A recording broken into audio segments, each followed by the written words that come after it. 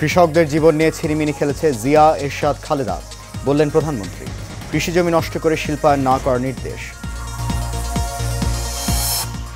আজ পবিত্র হজ, লাব্বাইক আল্লাহুম্মা লাব্বাইক ধ্বনিতে মুখরিত আরাফাতের ময়দান।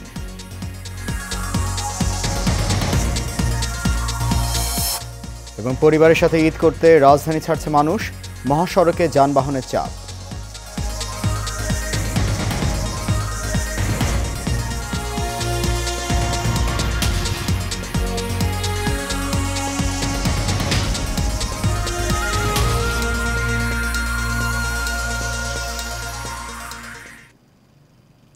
সবাইকে স্বাগত জানাচ্ছি এশিয়ান প্রাইম নিউজে। আপনাদের সাথে আছি আমি সৈয়দ মাহিউজ্জামান মুখর। শুনছেন বিআরবি কেবল ইন্ডাস্ট্রিজ লিমিটেড সংবাদ শিরোনাম। যাচ্ছি পুরো খবরে। কৃষি জমি নষ্ট করে শিল্পায়ন এবং নগরায়ন না করার নির্দেশ দিয়েছেন প্রধানমন্ত্রী শেখ হাসিনা। বাংলাদেশ কৃষক লীগ আয়োজিত এক অনুষ্ঠানে এই কথা বলেন তিনি। এ সময় সরকার প্রধান বলেন, বিএনপির প্রতিষ্ঠাতা জিয়াউর রহমান দেশে মানুষের ভোটের অধিকার কেড়ে নিয়েছিল। একই সাথে কৃষকদের নিয়ে ছিনিমিনি খেলেছেন জিয়া খালেদা। লাবণ্য ভূঁইয়ার রিপোর্টে থাকছে বিস্তারিত। বাংলাদেশ কৃষক লীগের প্রতিষ্ঠাবার্ষিকী উপলক্ষে ৩ মাসব্যাপী বৃক্ষরোপণ কর্মসূচির উদ্বোধন করেন প্রধানমন্ত্রী শেখ হাসিনা।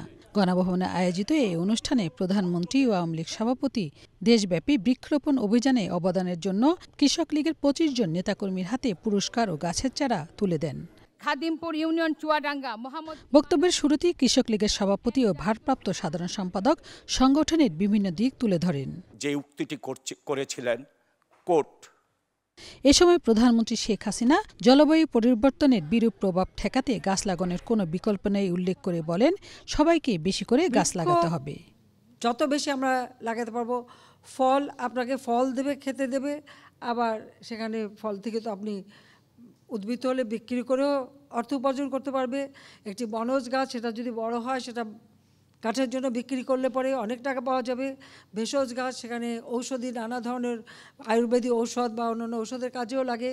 তো এইভাবে আমরা যদি আমাদের দেশটাকে সবসময় একটা সবুজ করে রাখতে পারি, তাহলে বাংলাদেশ আর পিছিয়ে থাকবে না।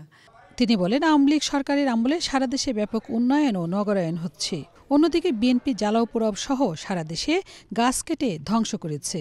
1996 সালের 15 ফেব্রুয়ারি একটা প্রহসনমূলক নির্বাচন হয়। খালেদা জিয়া সেই নির্বাচনে ভোট চুরি করে ক্ষমতায় থাকার চেষ্টা করে। মাত্র 22% ভোট পড়েছিল সেখানে।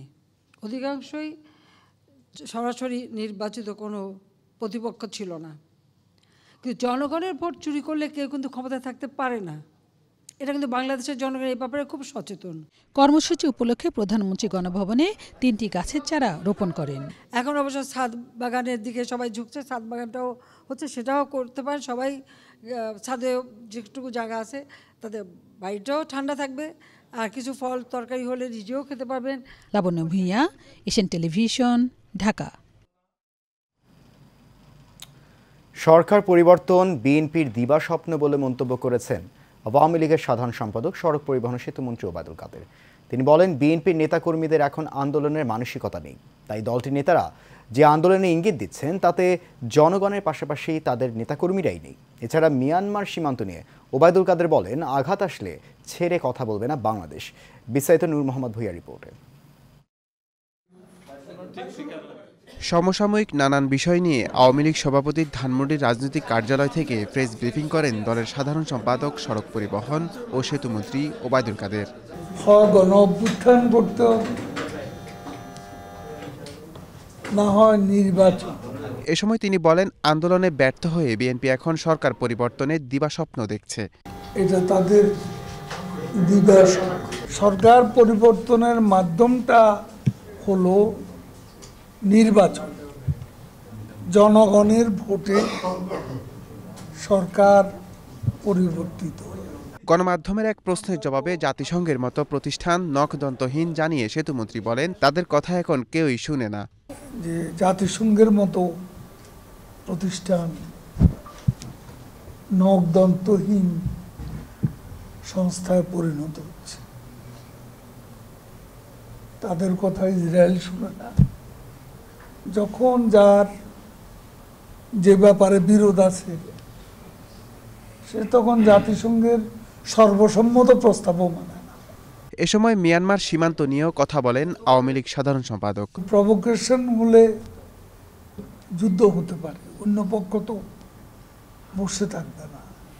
আমাদের আকাশ সীমাও তারা দু একবার লঙ্ঘন করেছিল, তারপরে আমরা কিন্তু তখন প্রধানমন্ত্রীর নির্দেশে ধৈর্য ধরেছি।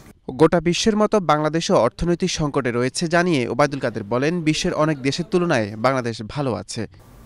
আমাদের এমনি অর্থনৈতিক চলমান সংকটে আমরা নিজেরাই সংকটে আছি। নূর মোহাম্মদ ভূঁইয়া, এশিয়ান টেলিভিশন, ঢাকা। পবিত্র হজ আজ। লাব্বাইক আল্লাহুম্মা লাব্বাইক ধ্বনিতে মুখর আরাফাতের ময়দান। সারা বিশ্ব থেকে সমবেত মুসলমানরা আল্লাহর অনুগ্রহ লাভের আশায় সৃষ্টিকর্তার কাছে হাজিরা দিয়ে আত্মশুদ্ধি, মাগফিরাত ও রহমত চাইছেন। দেখুন কাউসার আহমেদের রিপোর্ট।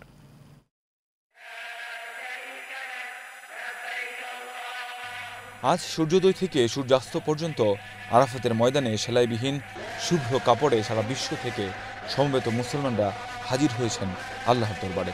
উপস্থিতি জানান দিচ্ছেন লাব্বাইক আল্লাহুম্মা লাব্বাইক, লাব্বাইক লা শারীকা লাকা লাব্বাইক, ইন্নাল হামদা ওয়ান নি'মাতা লাকা ওয়াল মুলক লা শারীকা লাক। যে শব্দে এখন মুখরিত পবিত্র নগরী। এদিন অত্যন্ত বিনয়ী ও তাকওয়ার সঙ্গে আল্লাহর কাছে দোয়া করেন হাজিরা। কিবলার দিকে মুখ করে দুহাত উঁচু করে চোখের পানি ছেড়ে দিয়ে আল্লাহর কাছে দোয়া করেন, ক্ষমা চান, দয়া কামনা করেন ও মনের আকাঙ্ক্ষা আল্লাহ তাআলার কাছে ব্যক্ত করেন। ইসলামের বিধান অনুসারে আজ সূর্যাস্তের পর আরাফাত থেকে প্রায় 8 কিলোমিটার দূরে মুজদালিফায় গিয়ে রাত যাপন ও পাথর সংগ্রহ করবেন হাজিরা। 10 জিলহজ ফজরের নামাজ আদায় করে মুজদালিফা থেকে আবার মিনায় ফিরবেন। মিনায় প্রত্যাবর্তনের পর হাজিদের 10 জিলহজ পর্যায়ক্রমে 3টি কাজ সম্পন্ন করতে হবে। শয়তানকে পাথর নিক্ষেপ, আল্লাহর উদ্দেশ্যে পশু কুরবানি ও মাথা মুন্ডন করা। এরপর 11 জিলহজ 3টি শয়তানকে 21টি পাথর মেরে হাজিরা তওয়াফে জিয়ারত করবেন। তওয়াফে জিয়ারতের মাধ্যমে হজের সবকটি ফরজ কাজ সম্পন্ন হবে। কাউসার আহমেদ, এশিয়ান টেলিভিশন। এবার ঈদ যাত্রা খবর। প্রিয়জনদের সঙ্গে ঈদের আনন্দ ভাগাভাগি করে নিতে ভোর থেকেই রেলপথে রাজধানী ছাড়তে শুরু করেছে নগরবাসী। সকাল থেকে এর প্রতিটি ট্রেনেই যথাসময়ে কমলাপুর রেল স্টেশন থেকে গন্তব্যের উদ্দেশ্যে ছেড়ে যাচ্ছে। ট্রেনে উপচে পড়া ভিড় থাকলেও স্বস্তির কথা জানিয়েছেন যাত্রীরা। এদিকে সকাল থেকেই বাস টার্মিনালগুলোতে বাড়ি ফেরা যাত্রীদের ঢল নেমেছে। ঈদের ছুটি শুরু হওয়ায় সকাল থেকে সড়ক পথে মানুষের চাপ চোখে পড়ার মতো। আবির হোসেনের ক্যামেরায় দেখুন মিতুর রিপোর্ট। প্রিয়জনের সঙ্গে ঈদ উদযাপন করতে মানুষের ঢল নেমেছে রেল স্টেশন ও বাস টার্মিনালগুলোতে। দূরের গন্তব্যে সহজেই পৌঁছাতে যাত্রীদের প্রথম পছন্দ ট্রেন। অনলাইনে টিকিট কিনে অনেকেই পরিবার নিয়ে যাচ্ছেন গ্রামের বাড়ি। এ সময় ছোট বড় সবার চোখে মুখে ছিল আনন্দ উল্লাস। ভিড় কম আর শিডিউল মেনে সঠিক সময়ে ট্রেন ছাড়ায় স্বস্তির কথা জানালেন যাত্রীরা। অন্যদিকে কর্তৃপক্ষ বলছে যাত্রীদের ভোগান্তি কমাতে 3টি বিশেষ ট্রেন সহ 72 জোড়া ট্রেন নিয়মিত ঢাকায় আসা যাওয়া করছে।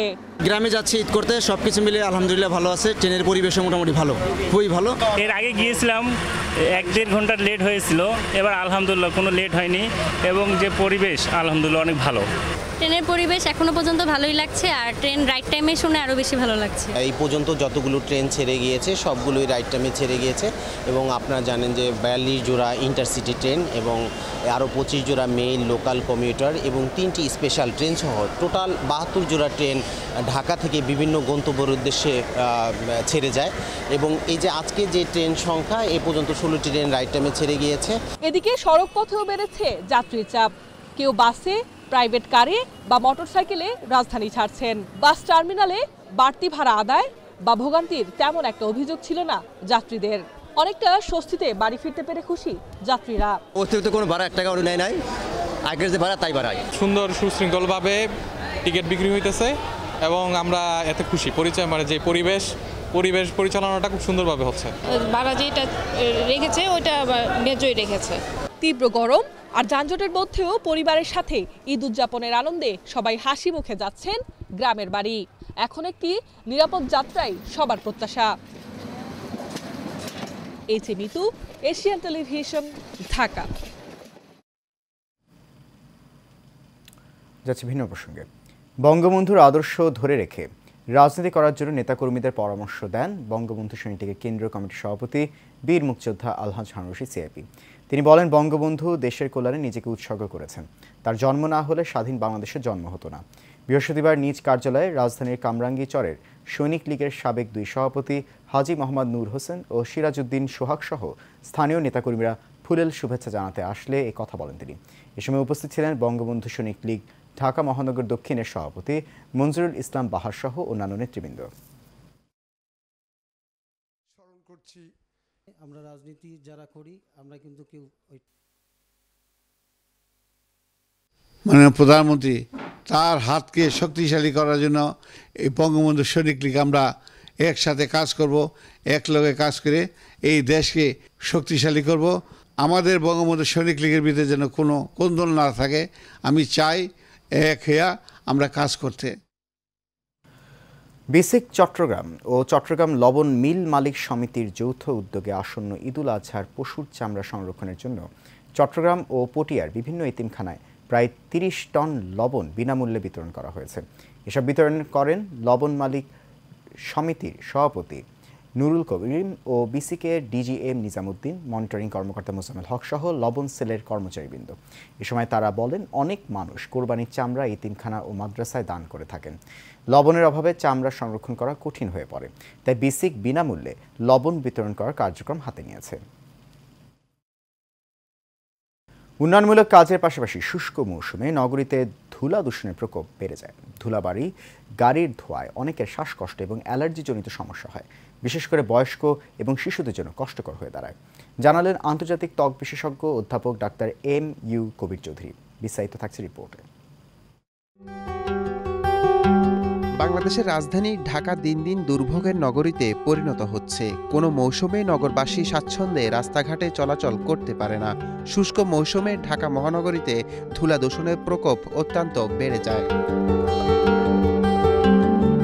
বিশেষজ্ঞরা বলছেন, ধুলাবালি, গাড়ির ধোঁয়ায় শ্বাসকষ্ট এবং অ্যালার্জি বেড়ে যায়, যা বিশেষ করে বাচ্চাদের জন্য কষ্টকর হয়ে দাঁড়ায়। আমাদের দেশে যেটা হয় এখন পার্টিকেল লেভেল বলে ধুলাবালি, এটা কিন্তু আবহাওয়া দূষণের বিরাট জিনিস। সেটাতে প্রথম আসে ধুলাবালি, সঙ্গে আসে গাড়ির ধোঁয়া, গাড়ির ধোঁয়ার সঙ্গে আসে কার্বন, তার সঙ্গে আসে মিথেন। এই মিথেন, কার্বন গ্যাস এবং ধুলাবালি মিলে এমন অবস্থার সৃষ্টি হয় যেমন শ্বাসকষ্ট হয়।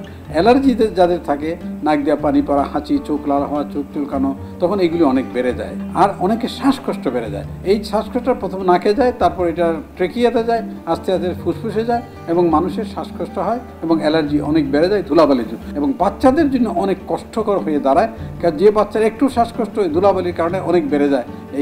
এইটা হলো পার্টিকেল লেভেল হাই থাকে।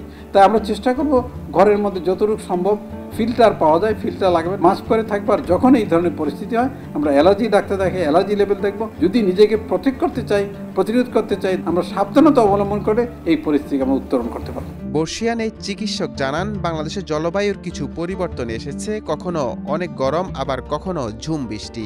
এমন ভ্যাপসা আবহাওয়ায় মানবদেহ থাকে হুমকির মুখে। এখন তাপপ্রবাহের সঙ্গে সঙ্গে ভ্যাপসা আবহাওয়া এবং বৃষ্টি হয়।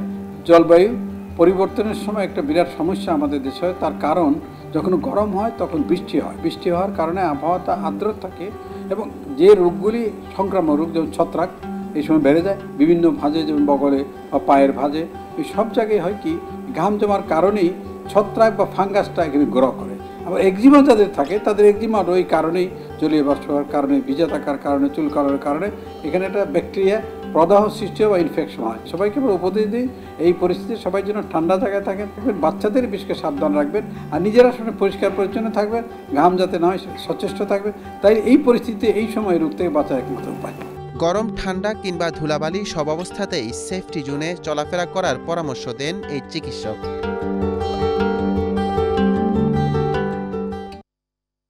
সিলেটের গোয়াইনঘাটে প্রবাসী কল্যাণ ও বৈদেশিক কর্মসংস্থান মন্ত্রণালয় সম্পর্কিত সংসদীয় স্থায়ী কমিটির সভাপতি ও সাবেক মন্ত্রী ইমরান আহমেদ এমপির পক্ষ থেকে 3000 প্যাকেট ঈদ উপহার বিতরণ করা হয়েছে। সকাল 11:30টায় উপজেলা পরিষদ মিলনায়তনে গোয়াইনঘাট উপজেলা আওয়ামী লীগের সভাপতি মোহাম্মদ আসলামের সভাপতিত্বে ও গোয়াইনঘাট সদর ইউনিয়ন আওয়ামী লীগের আহ্বায়ক গোপাল কৃষ্ণ দে চন্দনের পরিচালনায় ঈদ উপহার বিতরণী সভায় প্রধান অতিথি হিসেবে বক্তব্য রাখেন গোয়াইনঘাট উপজেলা নির্বাহী কর্মকর্তা মোহাম্মদ তৌহিদুল ইসলাম। এতে বিশেষ অতিথি হিসেবে বক্তব্য রাখেন গোয়াইনঘাট সরকারি কলেজের অধ্যক্ষ মোহাম্মদ ফজলুল হক, গোয়াইনঘাট থানার officer in charge Rafiqul Islam PPM, Sylhet জেলা পরিষদ সদস্য সুভাষ দাস সহ আরও অনেকে। সংবাদ এই পর্যায়ে আবারও নিচ্ছে বিআরবি কেবল ইন্ডাস্ট্রিজ লিমিটেড বিরতি, ফিরে স্বাগত থাকছে।